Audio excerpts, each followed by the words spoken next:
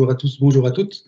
Moi, je suis Frédéric Robert, je suis professeur d'électricité en deuxième année de bachelier et je suis aussi le futur doyen de la faculté, donc ce sera une rentrée un petit peu spéciale pour moi aussi, puisque je prendrai mes fonctions et j'aurai peut-être la possibilité de vous accueillir en personne à l'ULB. Donc, ce que moi je vais faire, c'est vous brosser un portrait général des études d'ingénieur civil à l'ULB en deux parties. D'abord, vous rappeler, vous clarifier ce qu'est un ingénieur civil, et puis vous parler des spécificités de la formation à l'école polytechnique. Et pour ça, je vais prendre le support suivant. Je vais lancer mon diaporama.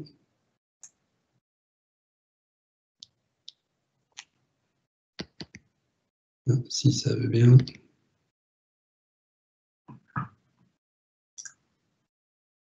Là, j'ai un petit souci technique, je suis désolé.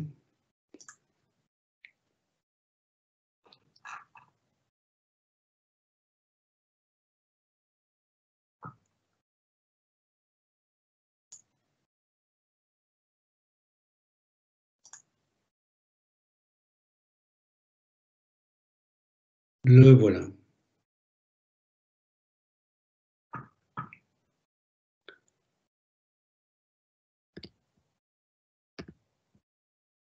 Voilà, on peut me confirmer si on voit mon PowerPoint.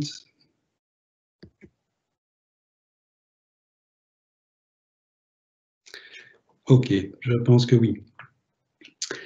Donc, les études d'ingénieur civil à l'ULB, ben, d'abord, qu'est-ce que c'est qu'être ingénieur? Ben, on a souvent l'habitude de présenter l'ingénieur comme étant quelqu'un qui fait beaucoup de maths, qui maîtrise beaucoup de maths, mais ça c'est une version très réductrice, même si c'est vrai que ce sont les cursus orientés maths qui conduisent typiquement vers ces études-là.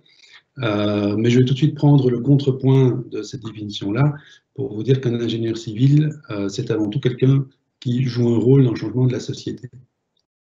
Donc si par exemple on réalise qu'il y a un certain nombre de décès par crise cardiaque qui sont dus au fait que l'ambulance a mis trop de temps à arriver, l'ingénieur va analyser ce problème-là sous l'angle des causes et proposer des solutions technologiques.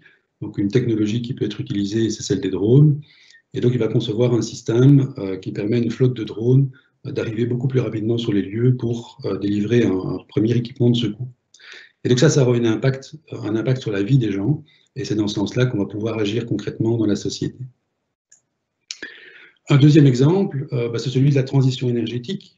On est face à un défi climatique majeur. Comment changer le paradigme dans lequel on est?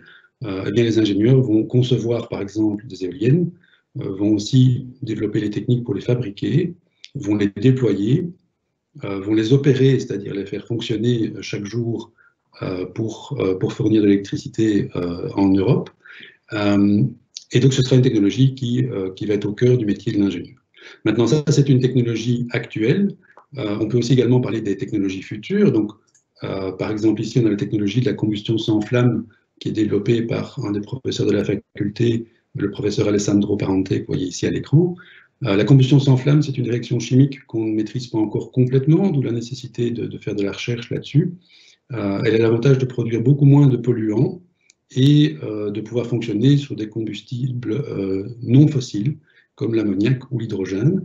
Donc c'est une voie dans laquelle on pense pour l'aéronautique du futur, par exemple, mais ça demande beaucoup de développement théorique et pratique et expérimentaux, et c'est la raison pour laquelle il y a de gros efforts de recherche qui sont faits dans ce domaine-là.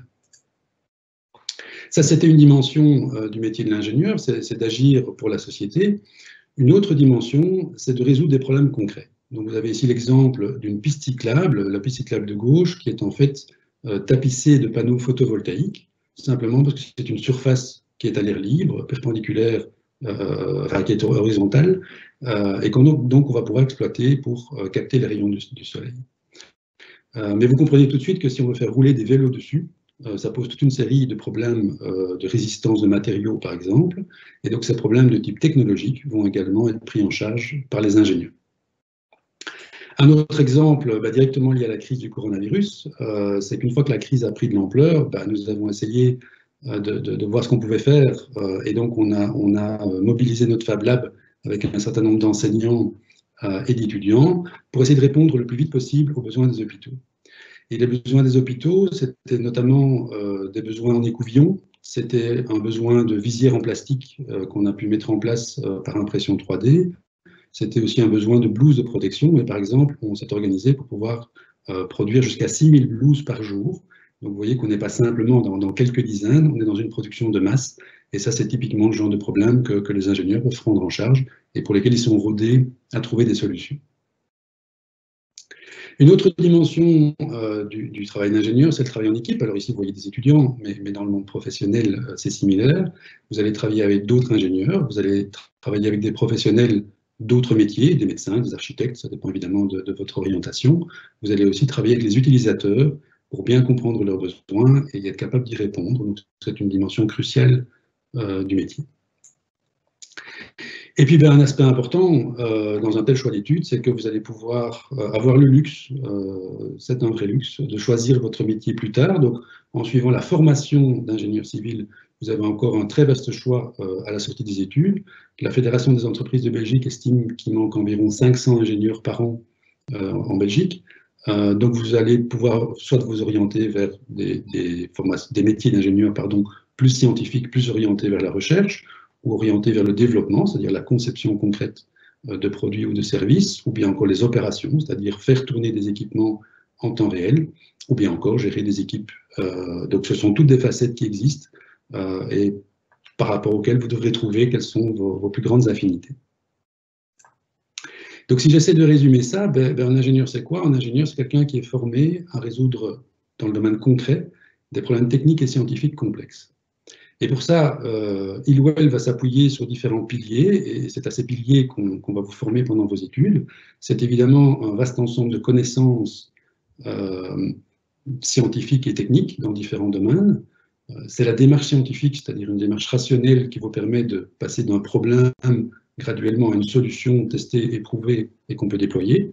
Et c'est pour ça qu'à l'université, l'ensemble de vos enseignants sont des chercheurs, c'est parce qu'ils pratiquent eux-mêmes cette démarche scientifique au quotidien. On va également vous former à la communication. Vous ferez beaucoup de travail en équipe dès la première année. On va vous former à la gestion de projet, à la gestion d'équipe, et on va sortir ça de valeurs telles la responsabilité, le professionnalisme, l'éthique, qu'on va également travailler pendant le cursus. Alors vous pourriez me dire tout ça, en fait c'est vrai pour tous les ingénieurs civils, et vous aurez tout à fait raison. Donc la question c'est pourquoi est-ce que vous privilégieriez l'ULB pour faire ces études-là? Et c'est ce à quoi je vais essayer de tenter maintenant de répondre. Alors, la première caractéristique des études d'ingénieur à l'ULB, c'est que l'Université libre de Bruxelles est une université de grande excellence scientifique. Je ne sais pas si vous le savez, mais c'est une université qui a obtenu 6 prix Nobel, donc c'est celle qui a le plus de prix Nobel en Belgique. Et vous voyez ici le professeur François Englert, qui est le dernier prix Nobel de physique belge. Il est issu de l'ULB, mais il est issu de la faculté polytechnique, de l'école polytechnique. Il est ingénieur électromécanicien. Alors, ce n'est pas juste pour se targuer d'avoir un prix Nobel que je vous montre cette photo, c'est aussi parce que concrètement, François Englert a découvert le boson de Higgs. Donc, il l'a prédit, je dirais, il a prédit son existence il y a 50 ans, et on a validé son existence via le LHC, donc un accélérateur de particules qui se trouve en dessous de Genève et qui est un énorme projet européen. Eh bien, par exemple, moi-même, j'ai eu l'occasion de diriger plusieurs mémoires ces dernières années qui travaillaient effectivement sur les détecteurs du LHC. Et donc, on est en prise directe avec cette recherche de pointe via la faculté polytechnique. Et les étudiants y ont accès via les stages et les mémoires qu'on peut proposer. Un autre aspect, c'est que dès la première année, vous allez vous frotter à un apprentissage concret. Il y a bien sûr des cours avec une partie théorique, une partie exercice et des laboratoires, mais il y a aussi des projets. Alors nous avons fait le choix d'avoir un projet de longue durée, c'est-à-dire qu'on a un projet qui démarre en octobre et qui se termine en avril, donc en gros 6 mois, qui a lieu par équipe. Donc vous serez mis par équipe de 6 à 8 étudiants sous la direction d'un chef de projet qui est un étudiant de 4e année. Et vous aurez à réaliser au départ d'un cahier des charges un objet concret. Alors ici c'était un drone.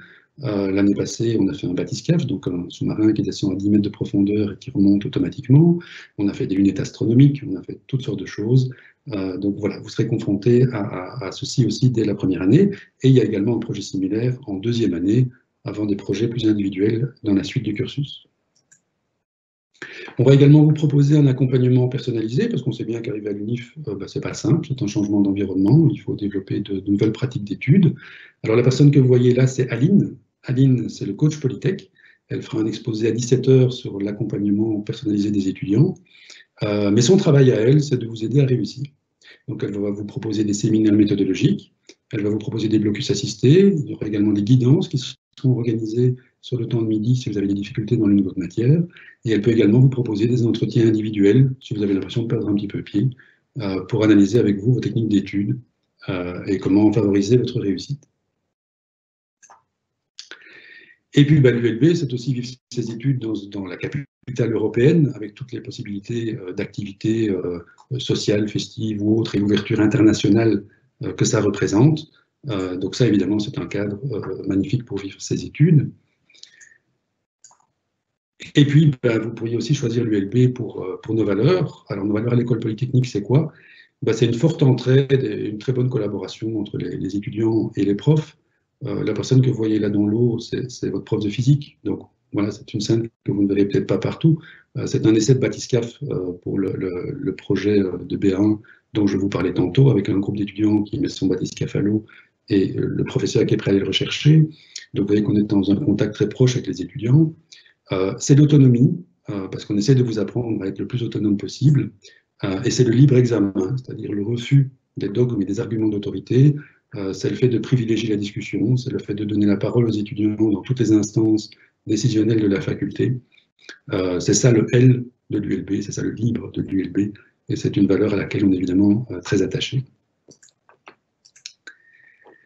Je vais maintenant terminer en vous parlant de la structure de la formation, avant de prendre une autre question. Donc la structure de la formation, c'est évidemment 3 années de bachelier et 2 années de master. Une année représente 60 crédits, donc évidemment le bachelier fait 180 crédits.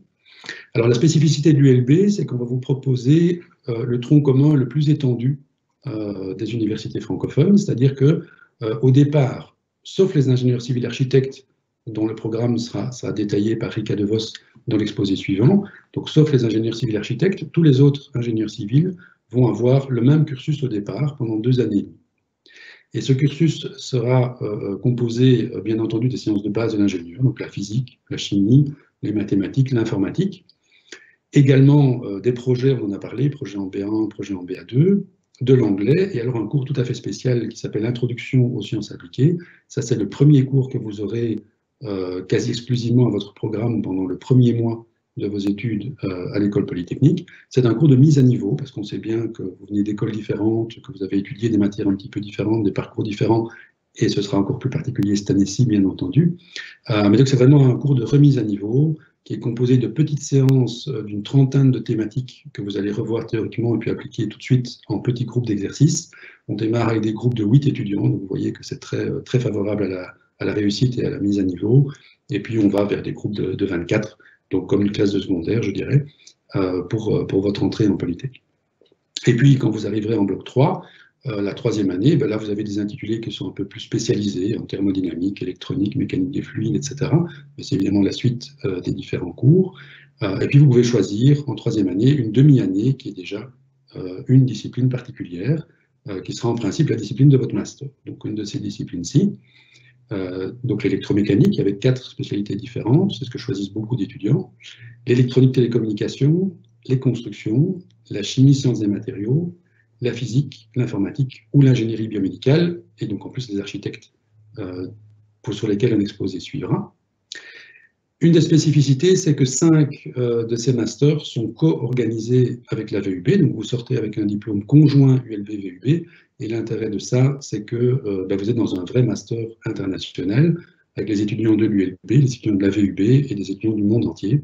Quant aux 3 autres masters qui ne font pas partie de Blueface, comme on appelle cette initiative, ils sont néanmoins complètement en anglais, avec également, bien entendu, des étudiants internationaux.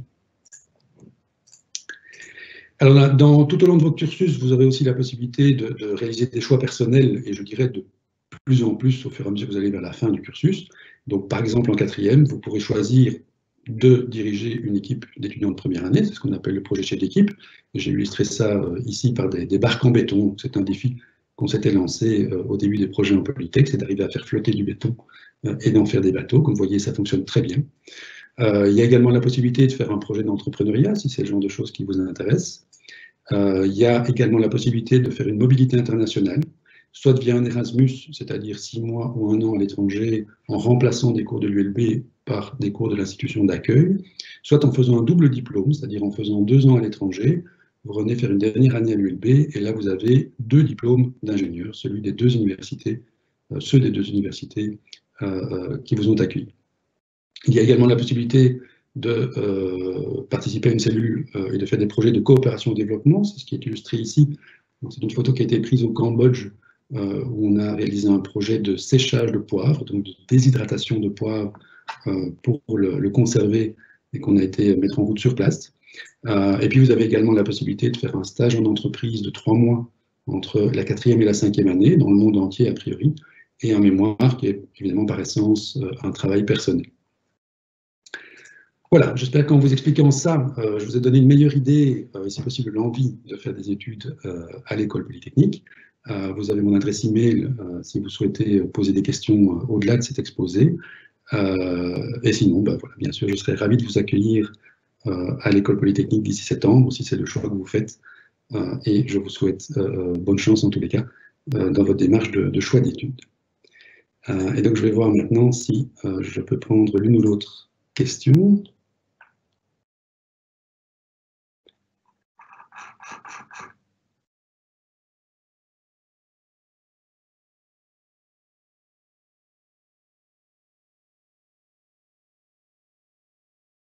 Alors, je vais prendre encore des questions sur l'examen d'entrée, donc ça je ne vais pas y répondre, je vais laisser Jérémy y répondre.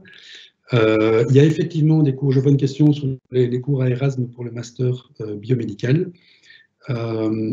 Effectivement, il y a des cours qui sont donnés à Erasme, puisque on emprunte quelques cours de la faculté de médecine. Alors, il n'y a pas de navette particulière à propos des déplacements entre les campus. Il y a les transports en commun dans Bruxelles, simplement. Mais donc oui, effectivement, dans ces cas-là, c'est un cursus qui effectivement a lieu sur les 2 campus, mais majoritairement au Solbosch.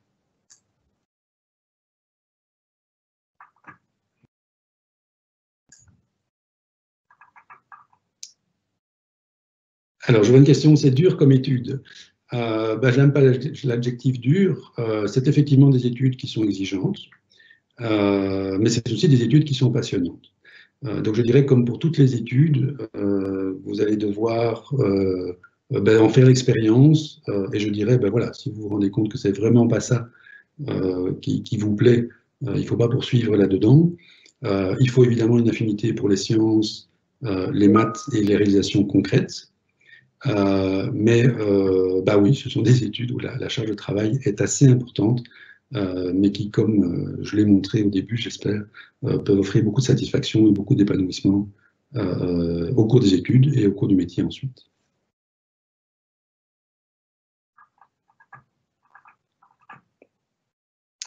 Alors, les différences entre l'ULB et l'UCL. C'est toujours difficile de parler d'une autre institution, donc je ne vais pas entrer dans un comparatif précis. C'est sûr qu'une des grosses différences, c'est l'environnement d'études. Hein, comme je l'ai dit, à Bruxelles, on est dans une capitale européenne avec toute l'ouverture internationale que ça représente. On a la réputation d'être plus théorique, mais en fait, ce n'est pas la réalité. Si on regarde vraiment la dose de projets dans les institutions, elle est très similaire. Comme je l'ai dit, nous, on a fait le choix d'un projet de longue durée en B1 et en BA2, qui est un petit peu différent, qui permet d'approfondir les réalisations techniques plus avant. Puis alors une autre différence, je pense qu'effectivement, c'est la philosophie générale. On est l'université du libre examen, ça veut dire que on va davantage dès le départ, je dirais, faire confiance à votre autonomie.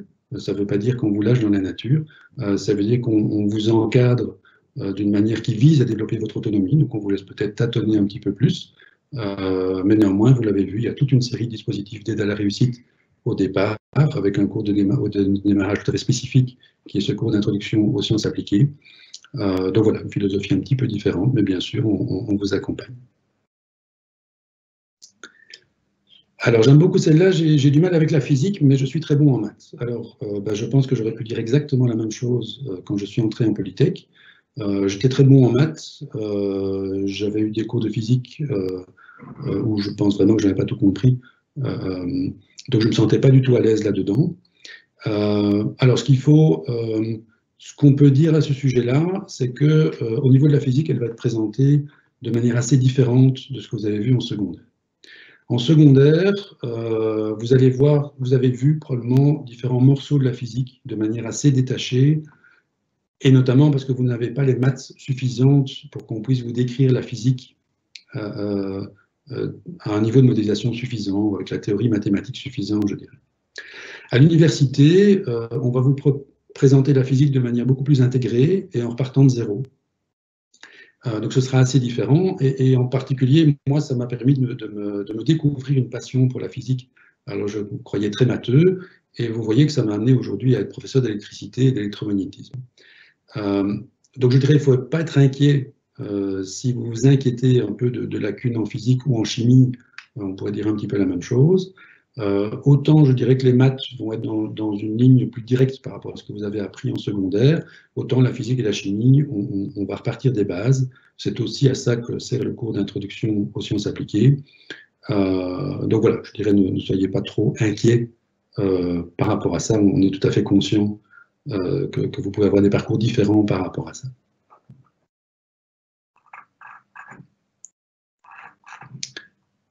Je regarde si j'ai encore d'autres questions.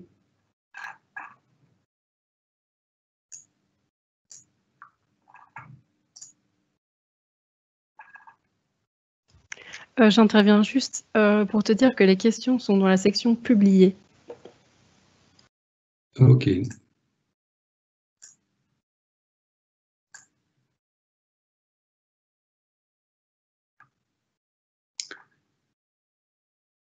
Alors, est-ce qu'il y aura un examen après le cours d'introduction aux sciences?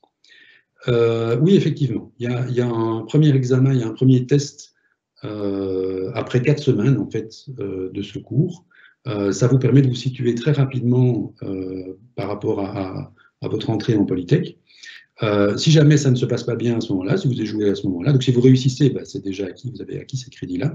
Si vous échouez, il y a la possibilité de le repasser en janvier et, si je ne me trompe, également en juin.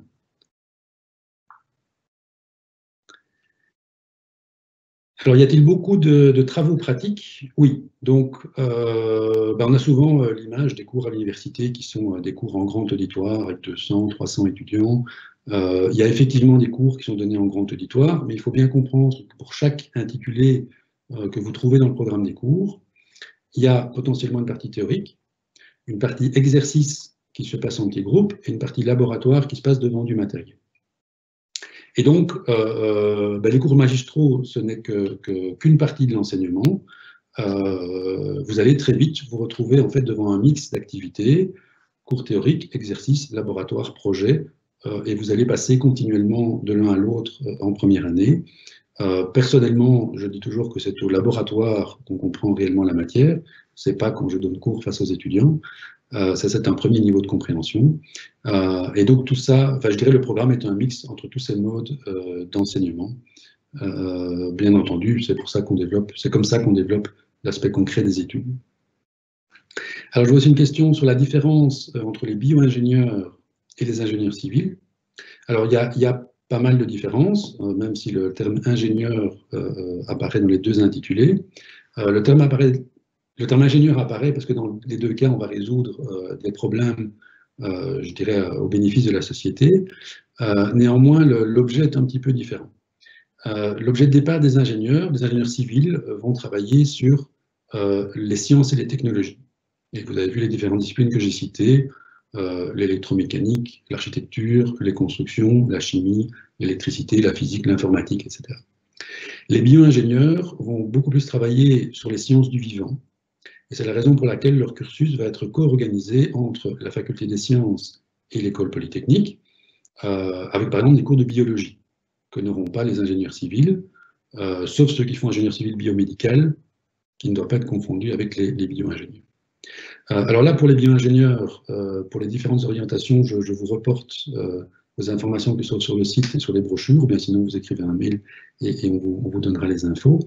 Mais donc, voilà, les bio-ingénieurs se concentrent sur les sciences du vivant, c'est-à-dire notamment tout ce qui est agriculture, tout ce qui est production alimentaire. C'est sur ces objets-là qu'ils vont travailler. Il y a aussi évidemment une grosse différence, c'est que pour les bio-ingénieurs, il n'y a pas d'examen d'entrée, c'est un cursus dans lequel vous pouvez entrer directement.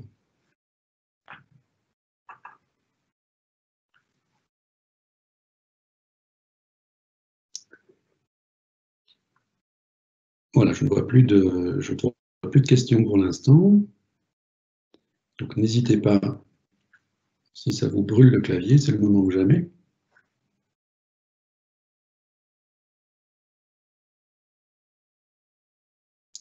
Oui, je vois une question à laquelle je n'ai pas répondu, que j'avais loupée. Les études d'ingénieur informatique et de développeur informatique ont-elles les mêmes bases? Alors, je dirais que, évidemment, la discipline de base est la même, mais il y a quand même une différence assez importante, c'est que dans des études d'ingénieur civil informaticien, on est d'abord ingénieur civil et on se spécialise en informatique. C'est-à-dire qu'on va partir sur un cursus polytechnicien, le fameux tronc commun dont j'ai déjà parlé, et puis on va choisir la spécialité informatique. Tandis que dans des études de bachelier informaticien ou bien d'informaticien à la faculté des sciences, on va dès le départ faire essentiellement de l'informatique avec quelques cours d'ouverture vers d'autres disciplines. Donc l'orientation est assez différente. Par exemple, moi je suis électronicien et en tant qu'électronicien, j'ai eu des cours de construction civile. Donc je sais pourquoi une poutre dans un bâtiment a la forme qu'elle a. Bon, ça me donne une culture scientifique très large et qui permet d'avoir ce côté polyvalent pour faire l'analyse complète d'un problème en tant qu'ingénieur. Ça, c'est un angle que le développeur informatique aura moins. Il sera plus étroit, je dirais, dans sa culture scientifique, mais il aura évidemment une grande capacité à apporter des solutions spécifiquement informatiques à un problème. Néanmoins, ce n'est pas lui qui fera l'analyse de plus haut niveau de l'ensemble, je dirais, ça sera plutôt réservé à un ingénieur informaticien.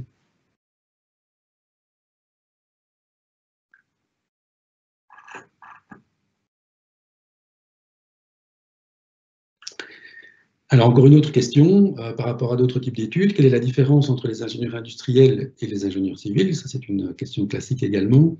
Donc, c'est sûr qu'il y a énormément de points communs dans le sens où il y a une grande intersection, dans le sens où les disciplines sont les mêmes. Évidemment, les sciences et techniques sont les mêmes pour l'ingénieur civil et l'ingénieur industriel.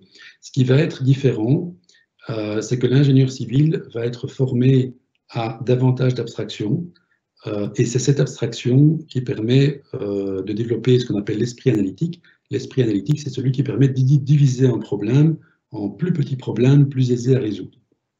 Donc, l'ingénieur industriel va être davantage dans les solutions techniques, il va être un petit peu plus opérationnel en termes de solutions techniques, tandis que l'ingénieur civil aura un petit peu la vue plus large et la capacité d'analyser le problème. Alors, c'est deux métiers qui vont travailler souvent en équipe de manière très étroite, mais qui donc ont une coloration un petit peu différente. Alors, si vous sentez la capacité d'entamer des études d'ingénieur civil, c'est souvent plus facile d'aller de l'abstrait au concret que de faire le chemin inverse. Mais ça, je dirais, voilà, ça c'est vraiment un choix que chacun doit faire individuellement. La spécificité, c'est que l'ingénieur civil a une capacité d'analyse plus poussée que l'ingénieur industriel.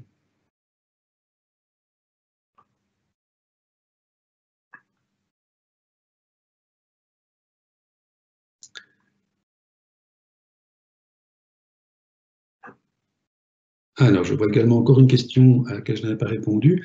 Est-il possible de faire le double diplôme et la coopération de développement ou juste un des deux? Alors, ce sont des choses très différentes. J'aurais tendance, ça vaudrait la peine de vérifier, donc éventuellement vous envoyer un email, comme ça on peut checker en détail.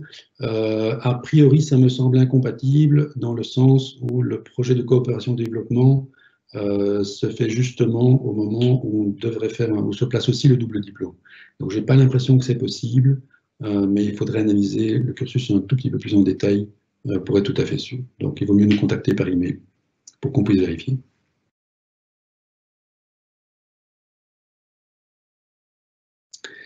Alors, je vois encore d'autres questions.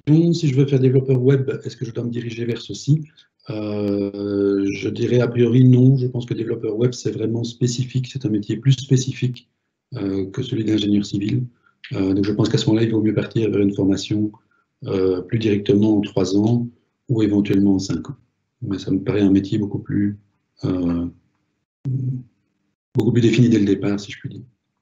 Alors, est-ce qu'il y a aussi des stages hors continent? Oui, tout à fait. Donc, on a été les premiers à instaurer des stages qui, chez nous, donc, durent 3 mois entre la 4e année et la 5e année. En fait, simplement, chaque étudiant a la possibilité, ce n'est pas une obligation, mais la possibilité de faire un tel stage, et ce stage peut être fait a priori n'importe où dans le monde. Donc, on a des étudiants qui ont été faire un stage chez Google. Moi, j'ai personnellement suivi un étudiant qui était faire un stage dans une start-up au Japon, qui était vraiment en phase de lancement, qui faisait des drones, mais donc pas des petits drones, hein, des drones de 2 mètres de large. Donc il a vraiment assisté et participé à la création de l'entreprise. Donc oui, tous les continents sont possibles. Il faut juste conclure une convention avec une entreprise et avec l'école polytechnique. Mais vous pourrez bien sûr contacter toutes les entreprises. La seule contrainte, c'est que le travail qu'on va vous confier doit être le travail d'un ingénieur junior, pour que vous puissiez éprouver voilà, ce type de job et ce type d'expérience.